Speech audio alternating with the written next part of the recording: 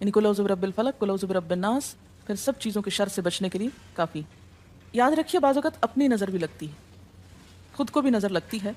اسی طرح جب لباس اتارا جاتا ہے نہانے کے لیے مثلاً، تو اس وقت بھی دعا سکھائی گئی، بسم اللہ پڑھنی چاہیے، بیسیکلی بسم اللہ پڑھ کر اتارنے چاہیے، اور اس کے علاوہ اعوذ بکلمات اللہ التامات من شر ما خلق بھی پڑھ سکتے ہیں۔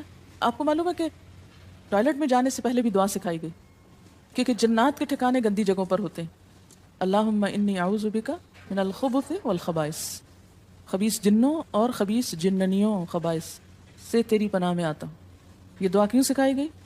اسی لیے کہ اگر آپ وہاں پر موجود ہیں، اور خصوصاً اگر آپ بے لباس ہیں، تو بھی ایسی چیزوں کی نظر بھی لگ سکتی ہے اور وہ چیزیں اثر انداز بھی ہو سکتی ہیں۔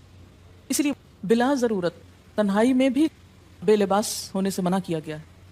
بعض لوگوں کی عادت ہوتی ہے نا کہ وہ نہانے بیٹھتے ہیں تو وہیں کپڑے دھونے شروع کر دیتے ہیں، اور نہیں، بس فوراً اپنے آپ کو ڈھانکنے کی کوشش کریں، بلا ضرورت زیادہ دیر بے لباس نہ رہیں۔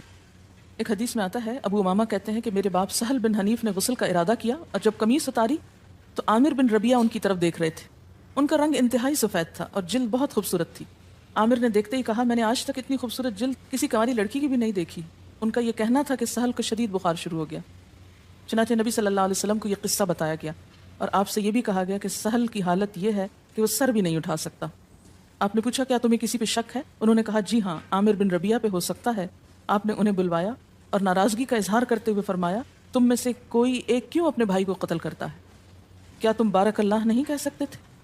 اس لیے اب غسل کرو، اور اس غسل کا پانی کس پہ ڈالا جائے؟ جس کو نظر لگی۔ عامر نے اپنا چہرہ، ہاتھ، کوہنیاں، ٹخنے، پاؤں اور اپنی چادر کے اندرونی حصے دھوئے، پھر اسی پانی کو آپ نے سہل کے اوپر پیچھے سے بہا دیا، نہیں کہ اس کے منہ پہ ڈالا، پیچھے سے بہا دیا، اور سہل فوراً ٹھیک ہو گئے۔